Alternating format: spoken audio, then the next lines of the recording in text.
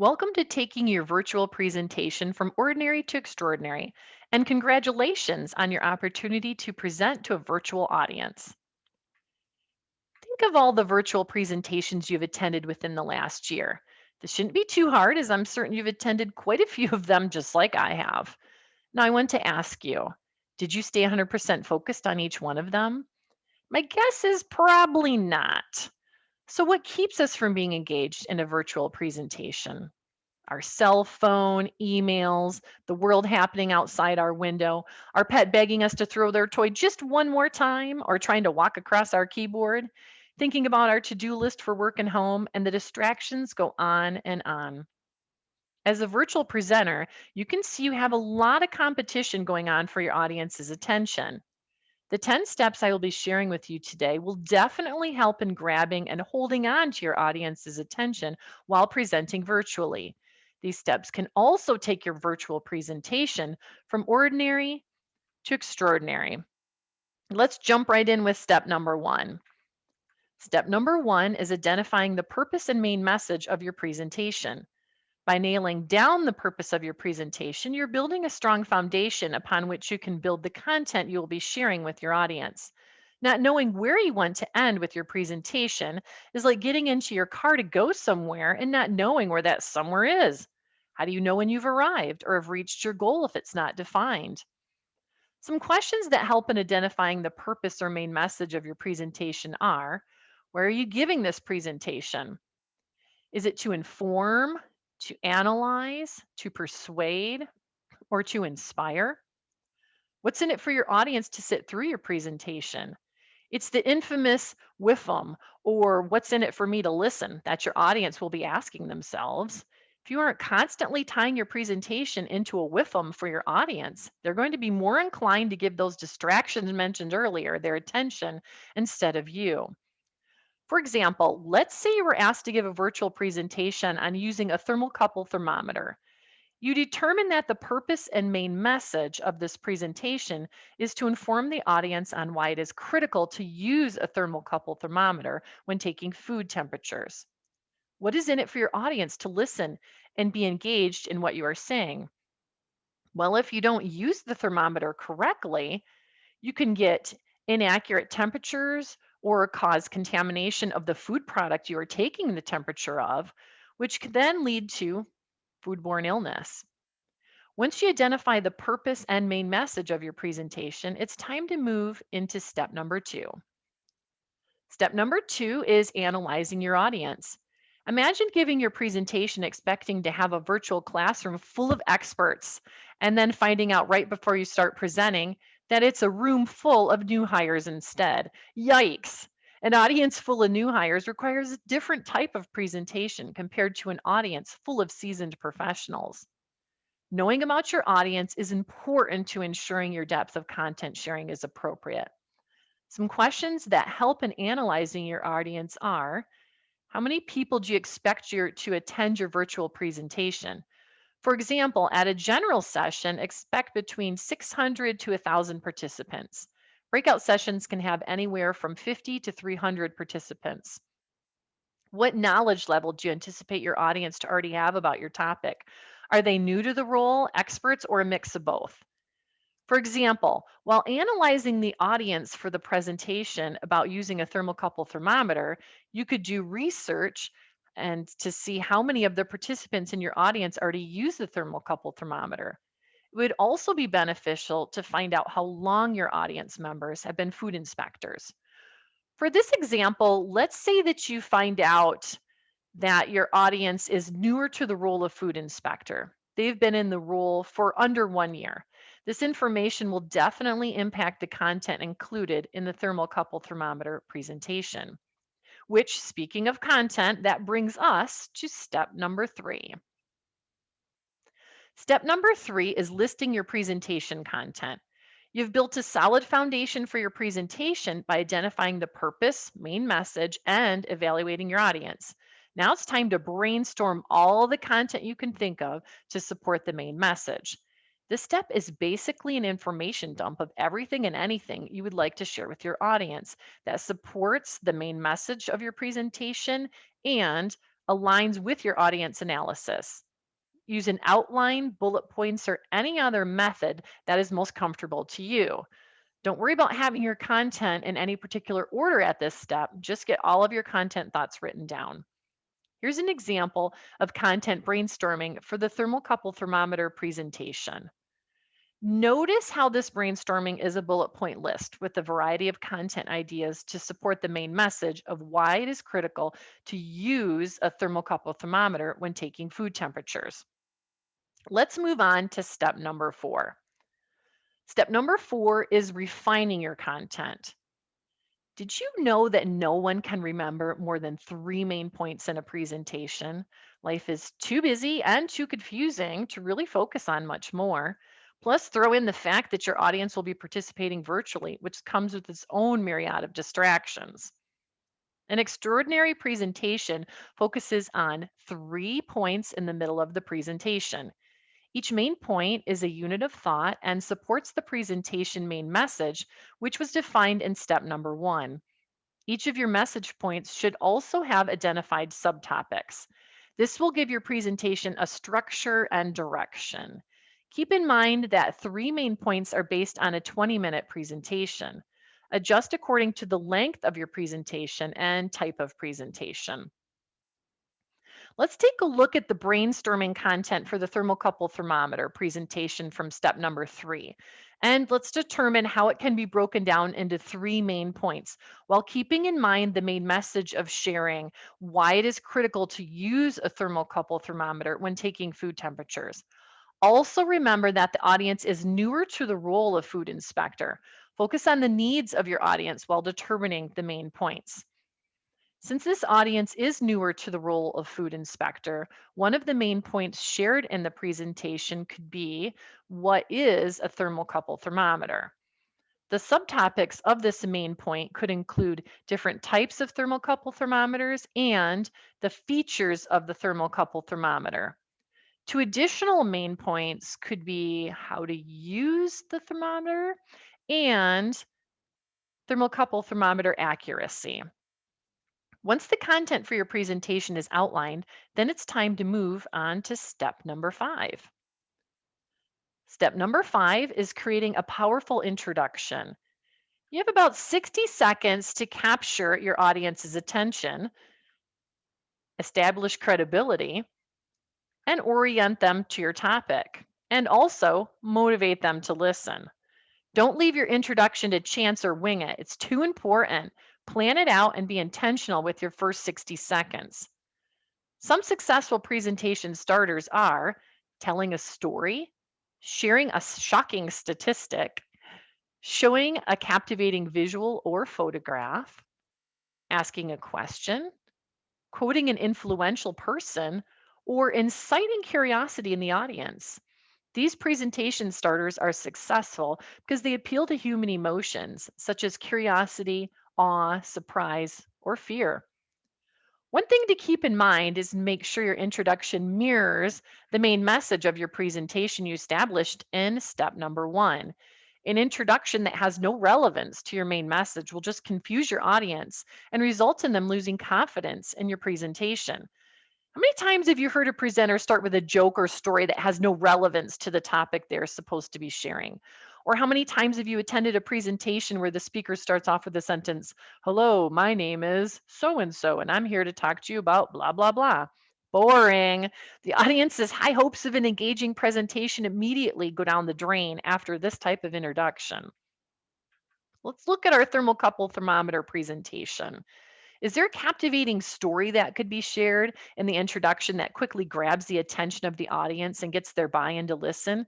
Could you show an actual thermocouple thermometer and ask the audience to give you a thumbs up if they know what it is? Is there a shocking statistic that could be shared about the importance of using a thermocouple thermometer correctly? As you can see, there are many options to choose from when starting your presentation. Pick the best one that will get your audience's attention right from the start. Step number 6 is incorporating audience engagement into your presentation. So you've grabbed your audience's attention with a powerful introduction. How long do you think you can hold their attention? The attention span of a typical audience lasts about 5 minutes before you run the risk of losing them. Keeping this in mind, ask yourself, how can I present my information in a way that is interesting to my audience? Would I want to spend my valuable time listening to this presentation? If your answer is no, then what do you need to do to make your presentation more engaging? Here are some suggestions for engaging your audience throughout your presentation. Notice the word throughout, not just at the beginning and end. Pick a theme and weave the theme throughout your presentation. Does your conference you're presenting at have a theme you could play off from? Ask thought provoking questions to your audience periodically and have them answer you through the virtual chat feature or just have them self reflect on their answer. Make your presentation into a game for your audience. Develop a mystery scenario that the audience helps you solve throughout your presentation. Play music to create a mood or draw attention to a point you are making. Have a downloadable handout for your audience to fill out as you present. And change up your visual aesthetics. Don't just use one visual throughout your presentation. For example, instead of showing PowerPoint slides throughout your entire presentation, use a prop or show a video clip instead. Show yourself to your audience and utilize the power of body language to keep your audience engaged and connected to the message you are sharing. For the thermocouple thermometer presentation, one way to get the audience involved would be to have them label the parts of a thermocouple thermometer on a downloadable handout as they are presented.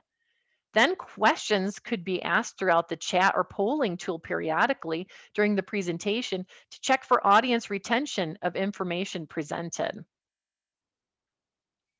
Step number 7 is creating a memorable conclusion. The ending of your presentation is extremely important because your audience will remember a presentation's beginning and ending most clearly. Here are some options for ending with a bang instead of a fizzle. You could share an inspirational quote that emphasizes the main message of your presentation. You could summarize 2 or 3 main points of your presentation. You could echo the core message of your presentation. Repeating a theme or core message mentioned in your introduction can create a powerful conclusion. You can do this by setting up a question in your introduction and finishing your presentation by answering it. Or you could conclude a story that you started during your presentation. Or you could give a presentation a memorable title, then share that title at the end of your presentation for your conclusion. You could present a strong call to action. You could share a brief story. Make sure the story is related to the main points of your presentation, though. The story should also be relatable to your audience and encourage empathy. You could share a visual image. Or you could ask a rhetorical question. This will ensure your audience will continue to think about your presentation long after it's been concluded. Make sure your conclusion mirrors your main presentation message, introduction, and main points. Also, make sure to thank your audience for their engagement and attention. For the thermocouple thermometer presentation, one idea for the conclusion would be to start your introduction with part of a story to grab the audience's attention, and then circle back to that story and finish it up in your conclusion, tying the reason for telling the story into the main message of why it is critical to use a thermocouple thermometer when taking food temperatures. A story with a lesson learned can be extremely powerful and memorable to an audience. Step number 8 is adding visual design elements to your presentation. Visual design can include using a prop, sharing a video clip, or using PowerPoint slides to complement the presentation message you are sharing with your audience. If you choose to use a visual design element, make sure it doesn't distract your audience. Here's some suggested visual design elements and tips for using them in the most appropriate way during your presentation. A proper costume can be extremely effective. A prop can help everyone see clearly what you're talking about. A costume can help the audience visualize a character you're trying to represent or set a mood. For example, a chef hat can create a character in a kitchen that is being inspected. The right video clip can grab the attention of your audience quickly and illustrate the message you're trying to share or reinforce the presentation message. For example, a video clip testimonial by a foodborne outbreak victim can illustrate a point you are trying to make in a very powerful way. It creates an emotional connection with your audience. Animations can also be helpful in illustrating a concept to your audience. For example, plumbing animations can show concepts like backflow that are hard to visualize. PowerPoint is a common tool to use during presentations. It should be used to complement the verbal message you are sharing, not state everything you are saying. If your PowerPoint deck shares your whole presentation, then why are you wasting people's time with having them sit there and hear you read the slides? Just send your audience your slide deck and let them read it at their leisure. Don't use PowerPoint just to use PowerPoint. Ask yourself, how will the information, graphics, or images on each slide complement the message being shared with the audience? Less is more when it comes to using PowerPoint slides. Limit the quantity. Ask yourself what value each slide brings to the presentation. Is each slide necessary?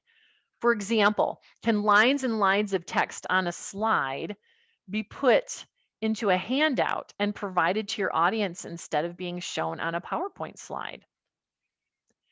Use a picture to illustrate a point instead of lines and lines of text on a slide. A quality photograph adds aesthetic appeal, increases comprehension, engages the audience's imagination, and makes your message more memorable. For example, instead of using or showing a bullet point list of do nots on a specific subject, show a photograph and challenge the audience to pick out all of the do nots. Then share any additional do nots the audience didn't see. Definitely a more memorable experience for the audience than listening to a bullet point list being read. Let's talk about clip art being used on your PowerPoint slides. Clip art images imply old fashioned and out of date. Instead, choose relevant modern photographs to represent information you are sharing. Don't feel you need to have PowerPoint slides the whole time you are presenting. If a slide won't complement the message you are sharing, then you don't need it. This will also give your audience time to see you on the screen instead of your slides. This goes back to step number 6, where we talked about engaging your audience by changing up your visual aesthetics. Let's take a look at a few PowerPoint slide examples. This slide is a good one. It showcases a modern and simple photograph in the background and has limited text on the slide. The text on the slide is just a highlight of the information the presenter is sharing. Let's look at another one. This slide has too much text on the slide with long sentences and no visual design. If the presenter read through each line of text, this could turn into an even more painful experience. Some tips for improvement would be to determine what message this slide is trying to convey. Pick out the main points. What can the presenter say and what should be represented on the slide?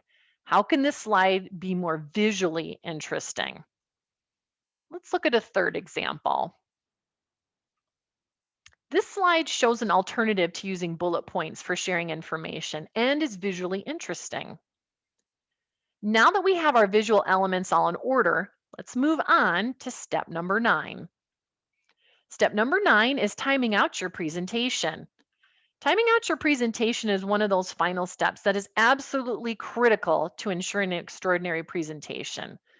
To do this, go through each of the sections of your presentation and write down the planned time that it should take. Make sure to add an extra time for participant interactions. These can add up. If your final timing is greater than the amount of time you were given for your presentation, you'll need to go back to your presentation and cut back your content or anything else to fit into the allotted time. Make sure what you cut out isn't negatively affecting the main message of your presentation or the audience's learning experience. After timing out your presentation, you're now ready for step number 10, the final step. Step number 10 is practicing out loud. Now, you may be thinking, but I've been giving presentations for years. I don't need to practice out loud. Practicing out loud is a must to having an extraordinary virtual presentation. Practicing in your head does not count. Sitting in your comfy clothes in front of the TV or in your office clicking through your PowerPoint slides does not count. Only writing out a script of what you want to say does not count. Practicing your presentation out loud is the only way to realize the benefits. We all sound brilliant in our minds, but then the words come out. Sometimes not the way we envisioned. You must say your thoughts out loud in order to hear what it will sound like and feel like coming out of your mouth. Some words may prove to be a tongue twister, something you won't know until you say them out loud. By practicing your presentation out loud, you will also discover what is missing, what doesn't belong, and what may need more elaboration. It's also an opportunity to practice your transitions out loud. How awful to be in front of your virtual audience and miss a transition. It is recommended to practice out loud at least 3 times. The first time is to work out the kinks from your presentation. The next 2 practice times are for perfecting your delivery. Like anything else in life, the more you practice your presentation, the more your confidence and comfort increases. Having a solid knowledge of your presentation will allow you to expend energy where it should be expended on focusing and connecting with your audience. The 10-step process you just learned about for creating extraordinary virtual presentations is also available in an electronic format. This document is helpful for documenting the creation of each and every virtual presentation you have the opportunity to share. You can access the electronic document on the AFTO website by clicking on Resources and looking under the Presenter Toolkit. A link to the electronic document is also in the comments section below. We want to thank you for your time and attention today. We're looking forward to being a participant in one of your extraordinary virtual presentations.